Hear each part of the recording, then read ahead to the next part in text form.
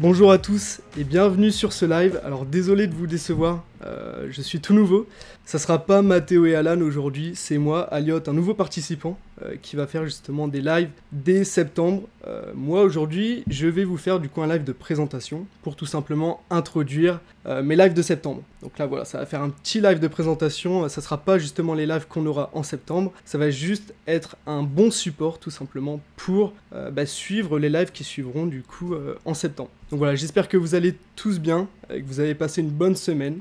Aliot, vous pouvez aussi m'appeler Alexis, hein, c'est mon prénom, mais mon pseudonyme c'est Aliot. Donc je vais faire des lives à partir de septembre, je pense dans 2 semaines, tous les mercredis à 21h, et on parlera des vagues d'Elliott. Donc j'espère que vous aimez bien les vagues d'Elliott, que vous connaissez les vagues d'Elliott. D'ailleurs, je vais vous faire un petit sondage. On va commencer direct dans le vif du sujet. Donc on va voir déjà si vous connaissez à peu près les vagues d'Elliott ou non. Là on a 75% de oui. Bon après on a 4 votes. Bon c'est pas non plus fou, mais je pense que ça va se tenir à quelque chose comme ça. On a tous entendu parler des vagues d'Elliott. Donc je vais faire ma petite présentation, je vais vous dire qui je suis, puis ensuite on reverra ce sondage là plus tard. Donc voilà, donc moi qui je suis, tout simplement je suis un étudiant. Je suis un étudiant, j'ai 21 ans, je suis en école d'ingénieur. Et donc c'est pour ça que j'ai mis en dessous suis-je professionnel, pas du tout. Je suis pas un professionnel, donc voilà, loin de moi de me prétendre professionnel dans le milieu, pas du tout. D'une part parce que je ne gagne pas d'assez grands revenus en fait pour payer mon école et vivre de ça. Et en plus de ça, j'ai pas tout simplement de diplôme dans l'analyse technique, dans le trading. Alors après ça, je suis en train d'y remédier. Tout simplement parce qu'il y a le plus grand groupe des vagues d'Elliott, Elliott Wave International, qui a créé un examen en fait pour pouvoir avoir une accréditation, pour authentifier son savoir avec les vagues d'Elliott, chose que je suis en train de faire. Je travaille là-dessus, ça demande quand même pas mal d'argent. Du coup, je mets de côté, voilà, avec justement le trading que je fais de mon côté, je mets de côté, je récolte, pour ensuite pouvoir passer et authentifier tout mon savoir là-dessus. Donc, quelle est ma spécialité? Ça va être les vagues d'Elliott, j'espère vraiment que ça va vous plaire. J'adore les vagues d'Elliott, c'est un sujet vraiment qui me passionne au plus grand point. Du coup, j'espère vraiment que vous allez aimer aussi. Comment j'ai appris? Comme je vous l'ai dit, avec Elliott Wave International, qui est le plus grand groupe des vagues d'Elliott, ainsi qu'un très bel ouvrage, Elliott Wave Principle, de Frost et Preacher, qui est un livre que je vous recommande à tous de lire. Voilà, c'est le livre sur lequel s'appuie Elliott Wave International, c'est vraiment le livre que vous devez lire pour réellement comprendre et agir avec les vagues d'Elliott. Donc on va voir maintenant, justement, on va faire une petite introduction aux vagues d'Elliott. Ensuite on verra des petits exemples pratiques pour ensuite tout simplement faire des updates ensemble, voir ce que vous pensez du marché, voir ce que je pense du marché, on verra ça ensemble. Alors là je vois le sondage terminé, on est à 50-50, donc je sais que je touche une communauté qui n'est pas vraiment expérimentée sur les vagues d'Elliott. Pourquoi j'affirme ceci? C'est tout simplement que Mathéo a fait la promotion de ma chaîne YouTube et de mon Twitter, et du coup beaucoup de sa communauté est venue vers moi, et du coup voilà, j'en ai déduit à peu près le niveau avec les vagues d'Elliott, mais bon, pas de souci, hein, vous inquiétez pas, c'est pas un sujet très complexe, les vagues d'Elliott. Aujourd'hui on va plus voir la théorie, hein, après on verra la pratique en fin de live, mais aujourd'hui voilà, ça va être plutôt théorique pour faire un support en fait d'apprentissage pour les futurs lives qui arriveront du coup dès septembre. Quelle est la théorie des vagues d'Elliott? Tout simplement Ralph Nelson Elliott a créé une théorie qui permet d'identifier le marché en un modèle identifiable grâce à des fractales. Voilà, ces fractales tout simplement illustrent une psychologie de foule. Donc les vagues d'Elliott, tout simplement, représentent la psychologie de foule. Comme on peut le voir à côté, je vous ai mis un graphique qui est tout simplement, la source c'est tout simplement mon livre. J'ai écrit un petit livre parce que du coup j'avais fait les vagues d'Elliott, j'avais du coup introduit les vagues d'Elliott à la communauté qui venait du coup par Mathéo, Crypto Future, et du coup beaucoup de personnes m'ont demandé d'écrire quelque chose dans lequel je recense tout mon savoir sur les règles des vagues d'Elliott, du coup que j'ai appris grâce à Elliott Wave International. Donc du coup voilà, ça vient de ce book là, et tout simplement, qu'est-ce que l'on a du coup? Quel est un cycle complet des vagues d'Elliott? Ça ressemble à ceci. En fait, le marché réagit en fonction de fractales, c'est-à-dire des modèles qui se répètent à l'infini, dans des degrés toujours plus grands et dans des degrés toujours plus petits, c'est-à-dire en fait on peut analyser toutes sortes de marchés, vraiment toutes sortes de marchés dans toutes les time frames, c'est-à-dire de la minute à de l'horaire, à du monthly, weekly, enfin bref, tout ce que vous voulez, vous pouvez l'analyser dès lors qu'on a la psychologie de foule. Donc voilà, le cycle se compose d'une phase motrice et d'une phase de correction, une phase correctrice. Les phases motrices sont découpées en 5 vagues, et les vagues correctrices sont découpées en 3 vagues. Donc voilà. Ensuite, vous allez du coup retrouver les fractales, comme je vous ai dit, tout simplement les patterns standards. Justement, grande question, est-ce qu'on est dans une flat que tout le monde parle? Eh bien, on verra que pour moi, pas du tout. Pas du tout, et ça ne suit pas justement les règles aussi de Elliott Wave International. Donc voilà, je suis encore en apprentissage avec eux, du coup je sais encore ce qui se dit à l'intérieur, et au niveau du Bitcoin, bon, on n'est pas trop là-dessus, je vous dirai pourquoi en fait on n'est pas dans une flat. Alors là, voici les patterns standards que l'on retrouve. On a du coup l'impulsive, les diagonales qui sont les patterns motrices, que je vous ai montré juste avant en vert, et ensuite on a justement les patterns de correction, triangle, zigzag et flat, voilà, ça c'est les patterns standards. Ensuite on va retrouver des patterns complexes en fait qui seront des compositions juste de patterns standards.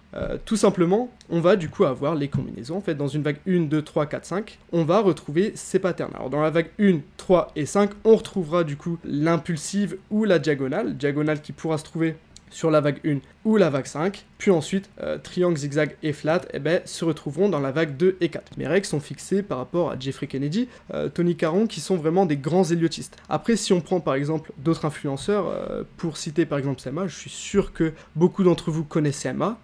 Bon voilà, on a les grandes règles qui sont les mêmes, mais je me rappelle, je l'ai regardé pendant un bon nombre de temps quand j'ai débuté.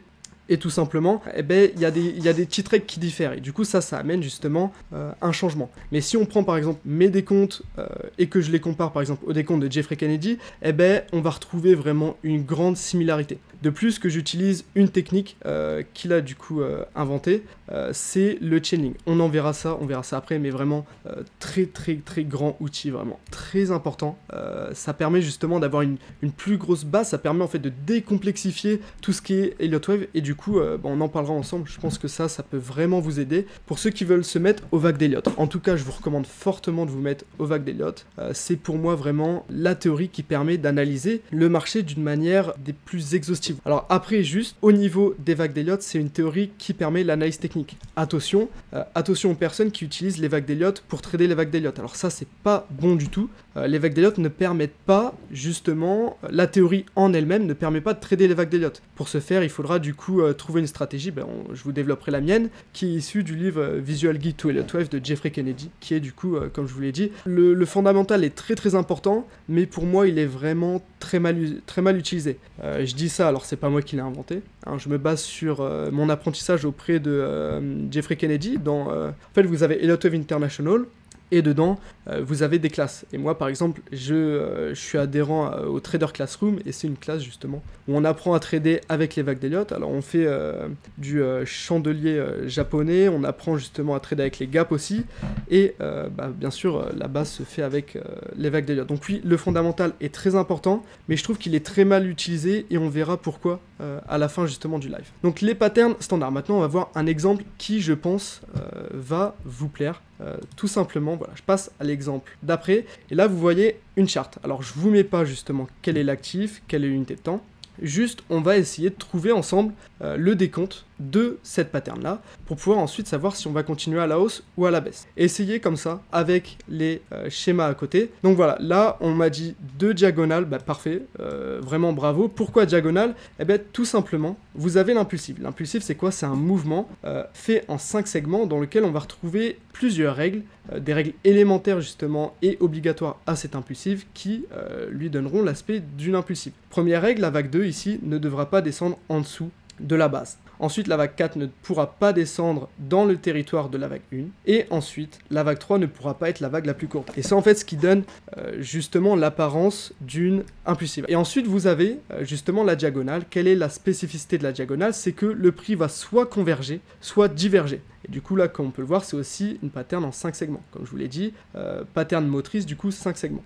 Et tout simplement, vous allez retrouver votre vague 4 qui devra du coup se trouver dans le territoire de la vague 1. Après, vous allez du coup retrouver le triangle, les zigzags et les flats. Tout simplement, là, c'est des patterns de correction. Ici, en 3 segments, puis 5 segments. Alors, on justement la développe comme étant une structure en 3 segments, tout simplement parce que c'est une pattern de correction. Comment un modèle technique prend en compte une récession? Et bien justement, c'est ça le truc, c'est qu'avec les vagues d'Elliott, on est extrêmement détaché des news, beaucoup trop détaché des news, en fait, on n'y prête pas vraiment attention. Alors après, si on a 2 décomptes et qu'on a justement une nouvelle, un fondamental qui nous amène justement à penser qu'on va soit aller à la hausse, soit à la baisse, et ben on justifie et on apporte plus d'intérêt à un décompte par rapport à un autre. Ici, on serait dans une diagonale. Et ben oui, c'est exactement ça.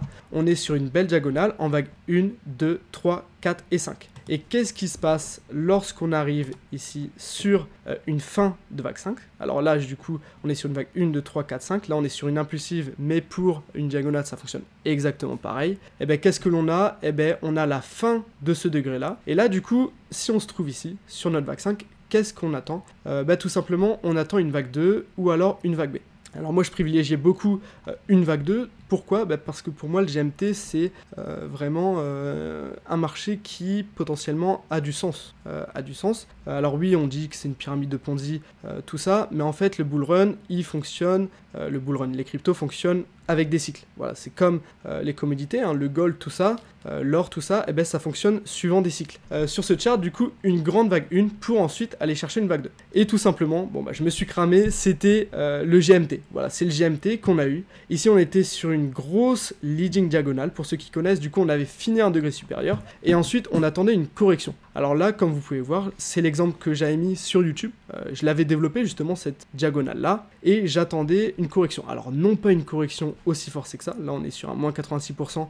Je ne m'y attendais pas. Et franchement, j'étais loin d'imaginer qu'on allait retracer autant. Mais en tout cas, je m'attendais à une correction qui allait venir dans cette zone 2. Dans cette zone-là de vague 2. Ensuite, on peut voir par exemple sur le Ape. Voilà, un actif justement qui a fait beaucoup de bruit. Là encore, et ben justement, la formation était vraiment bizarre sur cet actif, mais je voyais quand même une assez belle zigzag, c'est-à-dire vague A, vague B, pour ensuite amener une vague C. Donc voilà, si on regarde là, vague 1, 2, 3, 4, 5, voilà, on a fait la correction. Encore une fois, là, je vous mets justement, je vous ai mis la preuve que j'ai montré ce décompte-là auparavant.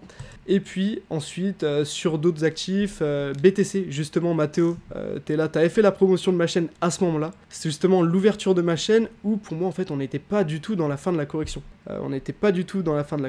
Pour moi, on attendait une vague 5. Et pour ceux qui connaissent ma chaîne, d'ailleurs, n'hésitez pas à faire un petit coucou pour ceux qui me suivent depuis plusieurs mois maintenant. Eh bien, tout simplement, on n'avait pas fini et on comptait clairement aller chercher une vague 5. En fait, quand on a des confiances comme ça, vous verrez, on va travailler aussi avec Fibonacci. De toute façon, les vagues d'Elliott, ça regroupe la théorie d'eau. C'est vraiment une grosse évolution de la théorie d'eau. C'est-à-dire théorie d'eau, Alan vous en parle énormément de la théorie d'eau. Très bonne théorie, mais pour moi, elle est un peu retardée, cette théorie. C'est-à-dire, en fait, les vagues d'Elliott prennent énormément d'avance sur la théorie d'eau. C'est-à-dire, les vagues d'Elliott vont dire, ok, là, on a de fortes chances d'avoir fini justement notre pattern de correction, du coup, on va aller à la baisse. Tandis que la théorie d'eau, faut attendre, en fait, de faire des creux toujours plus bas et des sommets toujours plus bas aussi pour savoir, en fait, que le marché bascule en tendance baissière.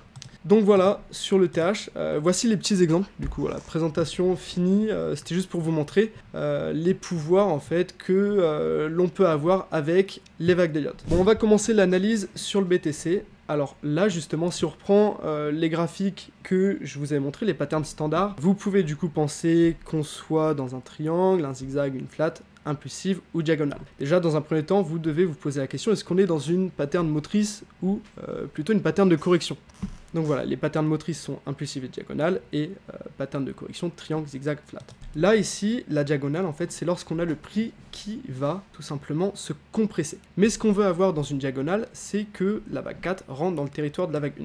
Alors là, après, je vais pas vous faire tous les cours sur toutes les règles, hein. Tout simplement il y a beaucoup trop. L'anatomie des vagues d'Elliott, du coup c'est le livre qu'on m'a vraiment énormément demandé, et du coup je l'ai fait pour moi, hein, dans un premier temps, je vais pas vous le cacher, pouvoir justement capitaliser là-dessus, et aussi pour justement pour tout le monde. Donc voilà, dans ce livre là en fait, vous allez retrouver toutes les règles, donc vous voyez il y a 36 pages, je vais pas développer ça en vidéo, là vous pouvez voir le sommaire, le contenu, voilà, un contenu qui est très chargé. Au niveau des règles des vagues d'Elliott, on part de la page 6 du coup pour arriver réellement jusqu'à la page 23. Et là, vraiment, on parle des vagues d'Elliott pures et dures. Là, après, on parle aussi des vagues d'Elliott. On parle des vagues d'Elliott, mais on n'est pas dans les règles strictes. Donc voilà, je vais pas développer ça en vidéo maintenant, ça demanderait vraiment énormément de temps. Comment avoir le PDF STP? J'ai un site, alors je vais faire ma pub, j'aime pas trop faire la pub en général, mais bon, Mathéo, j'espère que tu m'en veux pas. Mon site, c'est elliottwave.com, et puis sur ce site-là, justement, vous retrouverez le book avec toutes les règles des vagues d'Elliott. Enfin bref, lisez la description, en tout cas, ça parle d'elle-même. Voilà, j'ai mis ça justement ces dernières semaines, j'ai mis énormément de temps pour créer ça. Et là, du coup, vous retrouvez exactement toutes les règles des vagues d'Elliott. Donc bien sûr, il faut en fait que je crée un revenu par rapport à ça. Donc oui, c'est pas un PDF gratuit. Je suis désolé pour ceux qui veulent avoir des choses gratuites, mais j'y ai passé énormément de temps, énormément de ressources, énormément d'argent pour aussi me former. Avec Elliott International, c'est pas gratuit de faire les formations auprès de chez eux. Puis il faut aussi que je passe mon diplôme Elliott International pour authentifier tout mon savoir. Du coup voilà, parenthèse close, et du coup ici on peut pas être dans une diagonale parce que si on suit le raisonnement ici, on serait du coup dans une vague 1, 2, 3, 4 et 5. Et du coup là le prix compresse, on pourrait se dire ok, pourquoi pas, mais tout simplement la vague 4 ici ne rentrerait pas dans le territoire de notre vague 1, et du coup là on se dit bon, c'est un peu dommage, du coup, pour la diagonale, ça ne passe pas. Du coup, la diagonale, on retire. Ensuite, triangle, là, le prix ne compresse pas de cette manière. Du coup, on retire. Zigzag, on retire, parce que là, on n'est pas sur un mouvement qui serait un mouvement en 3 vagues, 3 segments, et du coup flat non plus, on n'est pas sur un mouvement du type comme ceci. Voilà, on n'a pas un marché qui vient de la hausse pour ensuite amener toute cette ascension. Donc voilà. Et du coup, qu'est-ce qui nous reste? C'est tout simplement l'impulsive. Et en fait, le décompte que je défends ici, c'est celui-ci, monthly. Donc voilà, ici, pour moi, on se retrouve clairement sur une vague 1, 2, 3, 4, 5, d'un degré en jaune, dans lequel se trouve le degré en bleu, c'est-à-dire vague 1, 2, 3, 4, et ici, du coup, on irait chercher une vague 5. Donc voilà, avec les ratios de Fibonacci qui sont très très bons, là, pour moi, ce décompte-là, il est très très propre. Si vous pouvez voir, on a, justement, j'ai rajouté le canal qui est le canal de décélération. Justement, ça c'est du chaining, on verra ça potentiellement dans un autre live. Là, il y a beaucoup trop de contenu, hein. Les vagues d'Elliott, c'est très très très compliqué à vraiment comprendre directement. Si vous voulez en savoir plus aussi, ajoutez-moi sur YouTube, justement, j'explique un peu toutes mes démarches et tous mes décomptes d'une manière un peu plus longue. Et ici, du coup, on se trouverait sur une potentielle vague 4. Donc, on attend cette vague 4 pour aller chercher cette vague 5. Et du coup, cette vague 5, on verra les targets à l'os. Alors, si vous voulez, on peut commencer à faire le travail. Je pense que ça va en amuser plus d'un. Alors la target justement pour la vague 5 sera du coup de trouver l'égalité avec cette vague 3. Alors j'aurai du coup une première zone qui m'indiquerait du coup une fin de vague 5 au 82 650. Donc voilà, ça serait une première target. Après, une autre target, justement, serait une confluence avec, justement, cette vague 4, dans le cas, en fait, où on aurait déjà fini cette vague 4. Et du coup, là, comme vous pouvez le voir, ça m'amène aussi, exactement, on va prendre les 138,2. Alors, on prend soit les 2, soit les 138,2. Là, vu que j'ai déjà une target au 100, voilà, je pense que ça va en déplaire plus d'un. Mais il y aurait des bonnes probabilités en fait pour qu'on finisse cette vague 4 et qu'on a cherché une vague 5 au justement 82 000, 90 000 pour ensuite refaire, comme je vous l'ai dit, une vague 4 qui viendrait encore une fois chercher cette zone là à peu près, cette zone là pour ensuite repartir à l'os et refaire une vague 5 d'un degré plus grand. Donc voilà à peu près le schéma, mais attention parce que là, c'est pas parce qu'on est sur une potentielle vague 4 qu'ici, mon décompte il est bon. Faut mettre du coup tous ces billets, mettre tous ces œufs dans le même panier et c'est parti, let's go, on va chercher une vague 5. Non, parce que comme je vous l'ai dit, l'analyse technique diffère totalement du trading. Trading ou bien même investissement si vous vous basez sur une analyse technique. Ici, j'attendrai du coup qu'on revienne chercher des zones intéressantes qu'on pourra voir justement en daily. Alors du coup, la question, comment on estime la fin d'une vague 4? Voilà, justement, parfait. Comment on estime une fin d'une vague 4? Eh bien, vous allez avoir plusieurs choses pour estimer une fin de vague 4. Dans un premier temps, alors, je vais mettre en daily.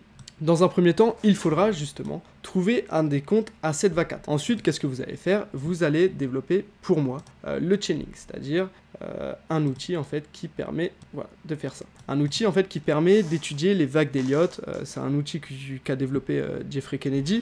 Le chaining de base ne vient pas de Jeffrey Kennedy, mais moi j'utilise la version que Jeffrey Kennedy a utilisée. C'est tout simplement avec les canaux, on peut tout simplement estimer lorsqu'une vague a fini sa correction, aurait potentiellement fini sa correction ou non. Ici, là, le décompte que je fais de cette chute, tout simplement, c'est celui-ci. Alors, décompte, voilà, décompte bearish. Pour moi, on est dans un décompte bearish, c'est-à-dire on n'aurait pas fini en fait cette chute. Pourquoi? Eh bien, tout simplement ici, je vous avais dit qu'on a des patterns simples, comme la zigzag ici, A, B, puis C, mais des patterns complexes qui regroupent en fait des patterns 5. Selon moi, on est dans une pattern à 3 segments, ABC, c'est-à-dire là je vois une très très belle impulsive, hein, 1, 2, 3, 4, 5, ABC, 1, 2, 3, 4, 5. Alors là on rentre un peu plus dans le sujet, hein. Excusez-moi pour ceux qui auraient du mal, mais tout simplement je suis obligé de rentrer un peu plus dans les détails, hein. Dès lors qu'on parle des vagues d'Elliott, je suis obligé. Et ensuite, tout simplement on fait une belle vague X, et ensuite là je décompte une vague 1, 2, 3, 4, 5 en impulsive. Avec le chaining justement, on a développé cette belle pattern là, hein, et déjà on voyait énormément d'euphorie à la hausse, quand on était ici aux 24 000, voilà. N'hésitez pas à me confirmer ça dans les commentaires, mais je voyais vraiment une forme d'euphorie qui arrivait très très vite sur le marché. Et tout simplement ici on est venu casser le chaining à la baisse, du coup là attention, il y a des chances en fait que le bottom n'est pas fini. Voilà, il y a de grandes chances que le bottom n'est pas fini, et tout simplement on revient de chercher des prix toujours plus bas. C'est pourquoi je vous dis attention, hein, pour moi en monthly la vague 4 tout simplement ne devra pas venir chercher la vague 1, cependant là si je me base juste en daily sur cette pattern de correction, on peut aller chercher encore plus bas pour moi. Donc voilà, un autre décompte serait tout simplement de dire qu'ici, alors là c'est un peu capillotracté, hein, tout simplement, là du coup j'ai fait mon décompte pour ensuite tourner ça à mon avantage pour que ça aille plutôt à l'os. Alors ça c'est quelque chose qu'on vraiment déconseille fortement, mais c'est possible. Là on est sur une potentielle ABC qui s'est produite, ensuite vague X, la vague de jonction entre nos deux patterns simples, et ensuite ici la deuxième zigzag, c'est-à-dire ici vague A, B, puis C. Tout simplement, on a fini ici notre dernière impulsion, et là, du coup, on fait une vague 1, 2, 3, 4, 5, on rentre dans un nouveau cycle, et c'est reparti. C'est pourquoi, là, on est très mitigé. Il faut faire attention, du coup, tout simplement, hein, faut vraiment avoir une gestion de risque qui est très important. Et du coup ici, on peut faire une vague 1, 2, 3, 4, 5. Une confirmation du coup de retournement haussier serait du coup de venir chercher cette vague 4 au 31 629,44. Pour moi, si on fait une vague 1, 2, 3, 4, 5 et qu'on vient déclencher cette vague 4, on peut d'ores et déjà repartir sur un retournement de tendance et du coup une impulsive, mais bon ça on développera ça dans les lives du coup qui commenceront en 2 semaines. Je vous propose qu'on repasse en monthly. C'est pourquoi en fait, une fois que j'ai mon décompte, je vais utiliser maintenant des indicateurs qui vont me permettre en fait de me dire ok bon on a potentiellement plusieurs décomptes, mais bon là ça c'est potentiellement bon. Le premier indicateur est le RSI. RSI que j'utilise justement avec la technique, alors il faudrait que j'envoie ça, mais il me semble que c'est Andrew Carpel. Tout simplement, avec le RSI, on va avoir 2 zones. La zone en verte ici, qui représente justement la zone en fait qui contiendra la tendance haussière. Et vous allez retrouver la zone en rouge qui représentera justement la zone dans laquelle le RSI fluctuera lorsqu'on sera dans des tendances baissières. Et si vous pouvez voir, on est sur des grosses tendances haussières depuis la création du Bitcoin, hein. On est sur une tendance long terme qui est vraiment purement haussière. Et tout simplement, qu'est-ce que l'on a fait? C'est qu'on on a tout simplement fluctué dans cette box verte. Ici, on a fait du coup notre premier rebond, hein, qui agit vraiment comme un support essentiel. Du coup, cette zone-là, c'est la zone des 42 RSI, qui représente la zone de support essentiel dans une tendance haussière. On avait du coup fait une première touche, on a refait une deuxième touche, et ici vous voyez on est juste dessus, en plus on a une divergence qui est monumentale, c'est-à-dire ici on a les creux de marché qui sont toujours plus hauts, sachant que les creux du RSI sont toujours plus bas. Donc voilà, ça c'est une divergence haussière cachée, et ça nous indique du coup un retour à la hausse. Donc voilà ce qui nous réconforte dans le fait que le BTC dans un premier temps puisse repartir à la hausse et que mon décompte est bon. Le stochastique, qu'est-ce que l'on a? Tout simplement, là c'est exactement pareil. Pour avoir une zone de survente, et du coup pour que le marché repasse à l'achat, hein, de toute façon il faut, pour que le marché aille à la hausse, il faut qu'on ait vraiment une peur sur les marchés, il faut que le marché ait peur, il faut que les investisseurs, vous tout simplement. Donc sur le stochastique, on est venu chercher la zone de survente une fois, 2 fois, et là justement on est en train de rechercher cette zone de survente pour pouvoir repartir à la hausse.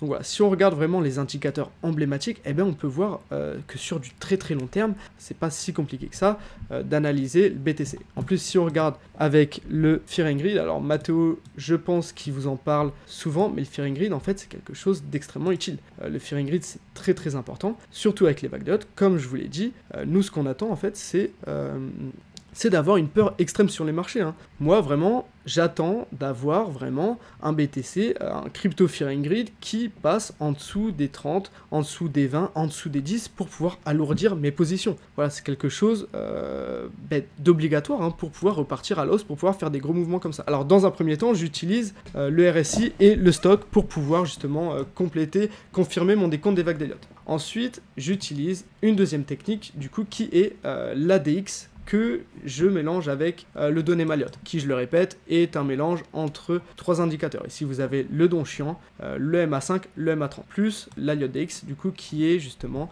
la courbe de l'ADX. Alors, si vous ne connaissez pas l'ADX, c'est un indicateur que je cherchais pendant des mois, et puis j'ai regardé une vidéo et j'ai trouvé l'indicateur réellement qui est pour moi, alors non pas l'indicateur miracle, je déteste ce terme-là, pour moi il n'y a pas d'indicateur miracle, les indicateurs c'est pas du tout à utiliser d'une manière unique, pour moi il faut vraiment compléter ça à une analyse technique, mais c'est vraiment un indicateur qui est très très intéressant. Pourquoi ? Tout simplement, l'Elliott DX, l'ADX si vous préférez, c'est tout simplement un indicateur qui permet de retirer les mauvais signaux et qui permet en fait de montrer que lorsqu'on a vraiment une maturité du marché à aller à la hausse. Quelles sont les conditions en fait pour pouvoir tout simplement aller à la hausse? Ici, mon Elliott DX, en fait, c'est une courbe comme ça. Je vais l'utiliser du coup en complément du Donema Elliott. Pour avoir une confirmation d'achat, eh bien, tout simplement, il faut que mon ADX passe au-dessus des 20. Et tout simplement, il faut que mon EMA 5, du coup la courbe en jaune ici, soit au-dessus de ma courbe en rouge. Et là, vous pouvez voir tout simplement, on a l'EMA 5 qui est au-dessus de l'EMA en rouge, l'EMA 30, et tout simplement, on a l'ADX ici qui nous donne tout simplement une position d'achat. Et après, qu'est-ce qu'on a fait tout simplement? Alors, si je prends la confirmation, c'est ici, tout simplement, on est allé à la hausse jusqu'à ici. Et ici, tout simplement, c'est où il fallait tout simplement avoir énormément de recul, parce que là, ici, on avait un retournement de l'ADX, et plus l'ADX est haut, plus le retournement sera conséquent. Ici, du coup, on a fait un gros retournement sur l'ADX, jusqu'ici. Jusqu'ici, on peut voir un retournement de l'ADX. Retournement de l'ADX, ici, si je regarde où est-ce qu'on est, c'est tout simplement sur cette zone-là. On voit bien que l'EMA en jaune est au-dessus de l'EMA en rouge, ici. Tout simplement, l'ADX continue son ascension, et là, du coup, je me suis dit, ok, super point pour confirmer mon décompte, c'est-à-dire décompte une vague 1, 2, et ensuite, là, on serait en train d'aller chercher, du coup, une vague 3. Voilà ce que je mettais. Sachant que j'avais ma confirmation avec les vagues Elliott, ici c'était une vague 1, une vague 2, ma confirmation ici me disait que si on rentrait ici, et bien tout simplement, moi c'était bon pour moi, on allait chercher cette vague 3. Et là du coup c'était un super trade à prendre sur du swing trading, sur vraiment une grosse time frame. Et du coup la confirmation avec la Elliott DX était juste incroyable. Et ici pareil, on s'est retourné à un niveau super intéressant. Pour moi il y a 3 niveaux super intéressants, 4 avec la zone des 20. C'est la zone des 40, la zone des 50 et la zone des 60 qui sont des zones de résistance incroyables sur l'ADX, la Elliott DX. Et du coup ici parfait, on a continué notre ascension jusqu'à se retourner à ce point-là. Et là du coup on commençait ici et là on avait un signal justement qui nous montrait en fait qu'on était potentiellement parti pour faire un retournement. On va passer en 3D. Il me semble en 3D il fonctionne super bien. En 3D c'est vraiment ces deux indicateurs là sont incroyables je trouve. Dites-moi ce que vous en pensez. Alors après on a quand même des faux signaux, comme je vous le dis c'est pas un indicateur miracle, c'est pourquoi je l'utilise vraiment comme une complémentarité en fait à mon développement de décompte des vagues d'Elliott. Ici par exemple, je prends cette ascension là, ici nous sommes sur une grosse baisse de l'ADX. Qu'est-ce que nous traduit cette baisse de l'ADX? Et bien tout simplement que là on est venu chercher le bas de notre Donema Elliott, du canal de Donchian si vous préférez, et du coup ici eh ben on va à la hausse, on est censé aller à la hausse pour dans un premier temps aller chercher notre EMA en rouge et ensuite aller chercher le haut de notre canal de Donchian. Pour avoir un truc qui ressemble à peu près au mien, ce que tu fais c'est que tu vas dans style, tu décoches en fait le DI+, le DI-, et tu vas juste avoir l'ADX et là tu mets en croix pour avoir un truc qui ressemble comme moi. J'ai codé l'Elliott DX dans un premier temps pour pouvoir ajouter mes résistances qui pour moi me permettent d'avoir une lecture vraiment complète de mon Elliott DX, de mon ADX, et ensuite là j'ai rajouté un certain nombre d'alertes. Comme je vous l'ai dit, c'est pas compliqué en fait. Si on a des petites connaissances de programmation, avec l'éditeur pin. Je sais pas si vous connaissez, mais l'éditeur pin c'est incroyable. D'ailleurs je vais vous donner une astuce de fou à la fin du live. Je vais vous donner une bonne astuce pour les gens qui veulent pas passer sur un compte TradingView Premium. On verra ça juste après. Et en plus de ça, j'ai rajouté ici des conditions, des alertes qui peuvent me dire justement quand on est prêt à partir à la hausse, quand on est prêt à partir à la baisse, quand on vient chercher ma première résistance, deuxième résistance, et quand on est prêt à se retourner. Alors du coup ça, suivant la time frame que j'analyse, ça va me permettre de m'écarter au maximum des marchés. Donc voilà un tweet que j'ai fait. Sommes-nous sur un bottom? Les conditions pour trouver un bottom doivent amener les investisseurs à une vente frénétique de leurs investissements. C'est exactement ce que je vous ai dit. Ce qu'on attend, c'est vraiment une peur extrême sur les marchés. Pour ça, comment on peut calculer une peur sur les marchés? Tout simplement, on a le Crypto Fearing Grid. Crypto Fearing Grid, ici, je vous l'ai mis. Regardez en fait, les zones les plus basses qu'on a fait auparavant, ça correspondait toujours à des creux de marché. Qu'est-ce que l'on attend au niveau du fondamental, au niveau des news? On attend en fait des news qui vont pousser les investisseurs à prendre encore plus peur qu'ils le sont déjà. C'est-à-dire les guerres, les mauvaises nouvelles, les paniques, les récessions. Ces mots-là, c'est pas des mots que j'ai sortis pour pouvoir justement faire ce tweet-là en fonction des news que j'avais. Non, c'est exactement les termes que l'on retrouve dans le livre A Lot of Principles de Frost & Pressure qui date de... Alors attendez, je vais essayer de retrouver la date. Justement, 1979. Ce livre date de 1979, si je dis pas de bêtises, et justement j'ai mis le graphique juste en dessous normalement. Un livre incroyable que je recommande à tout le monde d'acheter en fait. Et dans ce livre là tout simplement on nous dit que le bottom, pour avoir un bottom, il faut avoir si on a un gros bottom dans un degré vraiment immense, une question d'existence en fait sur le marché, une question de survie du marché, une dépression en fait globale sur les marchés, ainsi qu'une guerre. Bon voilà, quand on regarde les news qu'on a au niveau mondial, la politique mondiale, voilà, on retrouve exactement les mêmes termes. Ici, j'ai regardé, qu'est-ce que l'on a? Invasion de l'Ukraine, voilà, par la Russie en 2022. On a une inflation qui ne cesse d'augmenter, une énorme récession, bon voilà, tout simplement on a tout qui nous amène à penser ici que les investisseurs moyens en fait commencent à prendre peur. Je cherchais justement, je voulais avoir un graphique ici avec toutes les nouvelles pour savoir si cette théorie était vraie ou non. Donc j'ai fait mes recherches sur internet, c'était un peu compliqué, jusqu'à ce que j'ai trouvé, attachez-vous bien, un truc vraiment bluffant, un graphique de SlashCoin qui il a produit ça je sais plus quand, il y a quelques semaines maintenant. Tout simplement dans son graphique, regardez ce qu'il a écrit. Alors tout simplement, quand on est sur des titres en rouge, c'est des mauvaises nouvelles. Des mauvaises nouvelles, que ce soit des grosses ou des mauvaises nouvelles. Des petites mauvaises nouvelles. Et lorsqu'on est sur des titres en bleu, c'est tout simplement qu'on a des bonnes nouvelles. Regardez où se trouvent les mauvaises nouvelles par rapport aux bonnes nouvelles. Et tout simplement, vous allez avoir une confirmation de ce que je vous ai dit. Lorsqu'on a des mauvaises nouvelles, par exemple le hack de Bitfinex, tout le monde remettait en place l'existence du Bitcoin. Est-ce que le cours allait se crasher? Vraiment, personne n'était sûr. Là, parfait, on était sur un point bas pour pouvoir tout simplement retourner à la hausse. Après, Bitcoin en bourse, donc voilà, super nouvelle, Bitcoin en bourse, le CME, là, parfait, on a commencé la descente aux enfers. Vous pouvez voir, justement, on a extrêmement beaucoup de mauvaises nouvelles qui s'accumulent ici. Celsius, Nexo, Conflex, tout ça, avec le Luna aussi qui s'est crashé. Alors ça, c'était aussi quelque chose d'horrible à voir, en fait.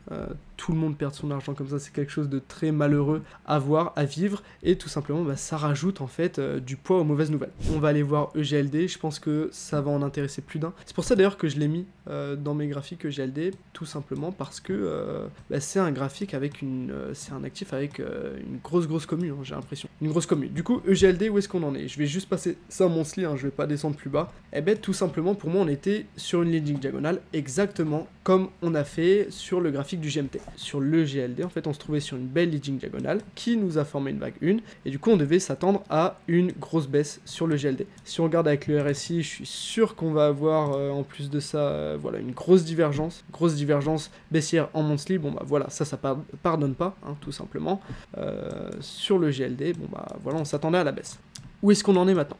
On a fait une vague 1, on vient chercher une vague 2. quelles sont en fait les zones à venir rechercher pour une vague 2. Dans un premier temps, on a notre support en fait qui est la vague 4, qui est le support à venir rechercher pour tout type de correction, que ce soit vague 2 ou vague 4. La deuxième zone clé pour une vague 2, c'est tout simplement la vague 2. Alors là, encore une fois, c'est très théorique. Là, ce que je dis, c'est vraiment purement théorique.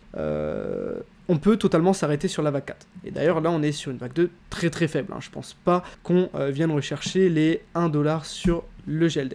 C'est pourquoi ici, on est déjà sur une bonne zone. La vague 4, on est sur une bonne zone. Cependant, pour une vague 2, ce qu'on aime rechercher avec les ratios de Fibonacci, c'est entre les 0,5 et les 0,61 de Fibonacci. On a, alors, il me semble que c'est 73% en fait, des mouvements pour une vague 2 qui s'arrête sur cette zone d'accumulation-là, les 0,5 et les 0,618. Et si on compare cette zone-là avec la résistance qu'on a ici, là en fait on a une zone qui est très intéressante. Donc là, voilà, on est sur les 0,382, on pourrait être sur une fin, cependant, on a quand même des zones plus bas à venir rechercher. C'est pourquoi investissez, rentrez, mais attention, risque management, DCA pour ceux qui investissent. Moi je suis pas du tout dans le DCA, je suis plus dans le swing trading. Pour moi là j'ai aucune confirmation de reprise haussière, Là j'ai aucune confirmation pour entrer sur le marché sur EGLD. Vraiment j'ai rien du tout. Alors là j'attends une vague 3, pour entrer sur le marché ça va être long, je sais que ça va être long, je vais attendre énormément de temps, mais je vais attendre de venir rechercher les 214, au moins les 214, pour en fait valider un décompte qui serait en WXY avec une vague ABC qui serait un peu tirée par les cheveux. C'est pourquoi je préférais rentrer ici sur les 214. Après, très intéressant, qu'est-ce que l'on a ici? Si je mets un petit canal, alors ça, si j'utilise un petit canal, qu'est-ce que l'on a? Tout simplement, on a fait une touche excellente en fait ici sur le canal baissier. C'était un truc que j'avais développé d'ailleurs en vidéo. Là, ça me favorise clairement à dire qu'on est sur une belle WXY. Et si on a fait une WXY, j'aimerais bien voir en fait la fin de cette correction là pour non pas faire une ABC et repartir à la baisse. Là du coup si on vient rechercher les 214,85, là je serai clairement optimiste quant à l'idée de venir chercher une vague 3 qui viendrait du coup chercher les 161,8. Si vous êtes resté jusqu'ici, je vais vous montrer l'astuce pour pouvoir tout simplement ne pas payer TradingView payant si vous voulez juste en fait cumuler plusieurs indicateurs. Alors là ça va être technique rat un peu, on va voir ça ensemble. Admettons que vous voulez avoir, je sais pas, une EMA, voilà, vous voulez avoir une EMA, je sais pas quelle EMA, allez un Don Chiant Channel. Parfait, donc voilà, là j'ai deux indicateurs. Et tout simplement pour, là vous allez avoir trois indicateurs. Normalement vous pouvez pas, je pense pas qu'on puisse cumuler trois indicateurs sur TradingView gratuit. Tout simplement ce que vous allez faire, c'est que vous allez ici dans code source. Vous allez aller dans code source, vous vérifiez qu'on est bien sur une version 5. Si on est sur une version 5, c'est que vous pouvez justement utiliser cette petite technique. Vous allez du coup copier le code, vous allez copier ce code là, vous allez ouvrir, vous allez nouvel indicateur vierge et là vous allez en dessous de version 5 mettre le code. Donc voilà, vous allez faire ça et là justement vous allez faire sauvegarder, alors on va l'appeler test par exemple et on va l'ajouter au graphique. Alors là Bollinger Band, voilà, Bollinger Band on les dégage et là on peut voir que on a justement les Bollinger Band. Maintenant qu'est-ce que vous allez faire? On va, alors je vais retirer ça, on va mettre l'EMA, on va faire pareil, on va faire code source. On va prendre le code, on va faire copier-coller. Prenez pas indicateur, voilà, vous prenez en dessous justement l'indicateur. Ça c'est une ligne de code qui permet justement de mettre le titre, tout ça, de montrer en fait qu'on va utiliser un indicateur à superposer au marché. Vous allez faire copier en dessous de l'indicateur et vous allez venir le coller à votre test. Coller test et normalement, je dis bien normalement, là j'ai pas réellement fait le travail. Alors attendez, là j'ai une erreur. Alors, je vais dégager ça, Pourquoi j'ai une erreur? J'ai une ligne d'erreur AMA 18 parce qu'en fait j'ai déjà écrit length égale ça. Donc vous allez modifier, en fait vous allez jouer sur le code. Alors là je vais l'appeler length 1 par exemple. Et tout ce qui est en dessous de mon code, je vais le mettre length 1. Je vais l'appeler length 1. Alors là on est vraiment sur de la programmation. C'est vraiment un peu plus complexe et normalement vous allez pouvoir réussir. Alors là non plus. SRC, ah bah là exactement le même problème. Je vais appeler SRC1 et tout simplement dans l'autre RC1, dans l'autre SRC, je vais mettre SRC1. Donc voilà, je vais sauvegarder et normalement, voilà. Et là, vous allez avoir du coup la bande de Bollinger superposée à ma EMA. Donc là, vous allez du coup avoir 2 indicateurs réunis en un indicateur. Donc voilà, c'est un peu ce que j'ai fait pour le Donnem Alliot, c'est-à-dire j'ai pris les indicateurs qui m'intéressaient et je les ai tout simplement compilés ensemble. Vous allez avoir des petits tracas comme ça normalement, mais si vous prenez justement des indicateurs qui n'interfèrent pas ensemble, ça devrait passer. Alors ouais, là, t'économises pas mal, t'économises un petit peu. Sur le long terme, en fait, si vous n'avez pas réellement l'utilité de prendre un TradingView payant, je pense que c'est pas mal hein, d'avoir justement un petit truc comme ça. Pas mal. Je suis en école d'ingénieur, comme je vous ai dit, je suis en 4e année. Là, je vais faire ma rentrée de 4e année. Je vais arriver du coup sur ma fin de 5e année et du coup, j'espère devenir là professionnel au niveau du trading. Pourquoi pas faire du prop firm, ça m'intéresserait pas mal, ou alors de rentrer dans un hedge fund, un fonds d'investissement, dans les banques. Je pense que c'est vraiment un objectif que je veux faire, mais bon. Et du coup, en 3e année, dans mon école d'ingé, on a ce qu'on appelle un stage à faire qui permettrait de couper en fait les liens avec les parents entre guillemets, et du coup c'est un stage que on fait à l'étranger. Et du coup, moi, un membre de ma famille était parti à Malte, et du coup, je me suis dit, ok, let's go. J'avais vu des photos, tout ça, c'était incroyable. Du coup, je me dis, ok, je veux absolument faire mon stage à Malte. En plus, là-bas, les cryptos et tout, c'est incroyable, c'est le feu. Ça peut être cool au cas où je voudrais habiter là-bas. Ça pourrait être pas mal, même si jusque-là, ok, ça donne clairement envie. Pourquoi pas d'ailleurs habiter sur Malte. Mais là, c'est vraiment pas mon objectif premier. Et tout simplement, je me dis, allez, on va aller à Malte. J'ai réussi à trouver un stage à Malte, et du coup, je suis allé à Malte. Et je suis arrivé août. Je suis arrivé avant Matteo et Alan. Matteo est arrivé avant Alan. J'étais arrivé avant eux, une semaine avant Matteo, il me semble. Matteo n'était pas encore, il s'était pas, comment dire, détaché de la France pour pouvoir vivre à Malte. Il était juste en vacances. Il était arrivé en vacances la première semaine où je suis arrivé à Malte. Et tout simplement, qu'est-ce qui s'est passé, c'est que il a mis un tweet, rencontre abonnée. Du coup, je suis allé là-bas avec Knut aussi, Knut Crypto Million. Du coup, je suis allé là-bas. C'était très intéressant. On a parlé de beaucoup de choses et tout. Et puis après, on est allé en soirée. Puis on a sympathisé là-bas. Et puis, du coup, voilà comment en est venu mon périple à Malte. C'est pourquoi d'ailleurs je suis ici. Hein. C'est lui qui m'a poussé à ouvrir ma chaîne YouTube. Du coup, voilà.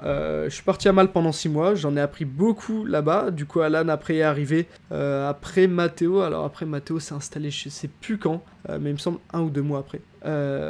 Du coup voilà, c'était incroyable, et du coup c'est lui qui m'a réellement poussé à faire ça. Du coup d'une part, je suis sur les réseaux maintenant et je compte faire des lives pour démocratiser les vagues d'Elliott, qui est pour moi un sujet qui est pas assez développé, ou alors mal développé, hein. Si on regarde les sites, si on regarde les ressources en fait qu'on a francophones sur les vagues d'Elliott, je trouve que c'est pas assez développé, hein. Si je prends un site internet, que j'en prends un deuxième, tout simplement, j'ai pas les mêmes informations, pas les mêmes règles. Alors la base est la même, mais dans le détail, tout simplement ça colle pas trop. Tout ça, et ensuite un autre truc très important, j'avais regardé une vidéo de Doussamar Amar, et tout simplement dans cette vidéo il dit en fait que pour pouvoir apprendre quelque chose d'une manière plus rapide et plus professionnel, en fait, tu vas apprendre beaucoup plus vite et du coup ça va être beaucoup mieux pour toi, et tout simplement il fallait se mettre dans les positions, dans la position des personnes qui font ce que tu veux faire. Par exemple, si tu veux apprendre, je sais pas, à trader, tout simplement essaye de te comporter comme un trader. Du coup ça me permet d'apprendre beaucoup plus vite, et c'est vrai que j'ai appris énormément en peu de temps. Ça fait un certain nombre de temps que je suis sur les marchés maintenant, mais juste avec la chaîne YouTube, tout simplement j'en ai appris tellement plus, et du coup voilà, je recommande à tout le monde, si vous voulez apprendre un domaine, alors que ce soit dans tout ce que vous voulez, hein. Si vous voulez apprendre une leçon, par exemple, pour les cours, si vous êtes étudiant, essayez de vous mettre dans la peau d'un professeur, et du coup à étudier aux autres. Je sais que pour moi, par exemple, alors j'ai des petites facilités en mathématiques, et justement pour vraiment bien apprendre, j'avais vraiment aucune difficulté à donner des cours à mes collègues, à mes camarades, à mes potes, sur les maths, et ça me permettait en fait de pouvoir réviser ça et d'apprendre, de faire un apprentissage vraiment très très complet. Au niveau de l'anonymat, j'avais vraiment un gros problème au niveau de l'anonymat. Je voulais vraiment rester totalement anonyme, mais finalement c'est quelque chose qui n'est pas atteignable, hein. Surtout que là, j'ai tout simplement créer ma micro-entreprise parce que tout simplement moi j'ai commencé à éditer des livres, du coup je devais, pour vendre ces livres-là d'une manière légale, en fait je devais vraiment faire toutes les choses, vraiment je voulais faire les choses d'une manière très conforme et du coup créer ma micro-entreprise. Ensuite je veux développer, justement je veux avoir mon accréditation, mon diplôme au niveau des Web International, et là du coup je vais devoir justement estomper mon anonymat. Et du coup bah là au niveau de mon visage, bah ouais je pense que ça arrivera. Alors là j'ai vraiment, ma webcam est minable, c'est pourquoi en fait j'ai décidé de pas montrer mon visage aujourd'hui, mais dès lors que j'aurai un peu d'argent pour investir dans une caméra, dans YouTube, tout ça, ouais bien sûr vous verrez mon visage, et puis ce sera avec plaisir que vous pourrez du coup contempler mon visage dans les lives. Donc voilà, je vais vous laisser là-dessus. Mon YouTube c'est tout simplement Aliot, normalement c'est Aliot, voilà Aliot, ici ma chaîne. Vous retrouverez du coup toutes les explications que je mets sur Twitter. Mon Twitter c'est AliotWay, je vais vous mettre ma page Twitter. N'hésitez pas à m'ajouter si vous voulez avoir... si vous pouvez me demander tout ce que vous voulez, hein. Si vous voulez une demande en particulier, allez dans mes DM et tout simplement je verrai votre analyse. Là on m'a demandé de faire une analyse sur le Lada Cardano, et du coup ça sera une analyse que je devrais faire. Du coup n'hésitez pas à me demander toutes les analyses que vous voulez que je fasse, et puis je mets ça tout simplement sur mon fil d'actu, et je peux développer ça aussi sur ma chaîne YouTube. Donc voilà, le contenu est vraiment pas fixe, hein. Je suis vraiment pas figé. Là je faisais des analyses Bitcoin, Ethereum, EGLD, je suis ouvert à toute analyse, tout actif, que ce soit sur crypto-monnaie, sur le marché des cryptos ou pas. Donc voilà, je vais vous laisser là-dessus. En tout cas, ça m'a vraiment plu de faire ce premier live avec vous. J'avais pas mal de pression avant de commencer ce live, mais finalement c'est vraiment sympathique de faire ça avec vous. Donc voilà, je vais vous laisser. Je reviendrai du coup le mercredi, non pas la semaine prochaine, je suis pas possible, je suis pas libre en fait. Il y a tout simplement la semaine d'intégration, si vous le savez, semaine d'intégration en école d'ingé qui arrive la semaine prochaine. Du coup je pense que je ne serai pas présent, plus je dois faire un déménagement pour justement la rentrée scolaire. Du coup je serai pas là, mais la semaine d'après on commencera du coup les vrais lives. Voilà, je vais essayer de trouver un concept, une stratégie en fait à développer pour que ça soit plus fluide en fait, que l'on sache. On va faire justement une petite partie, je sais pas, analyse technique. Ensuite deuxième partie, swing trading, enfin bref, on verra ça d'une manière un peu plus carrée. Je vous laisse là-dessus, j'espère que ça vous a plu, et puis on se retrouve dans 2 semaines. Bonne soirée à tous.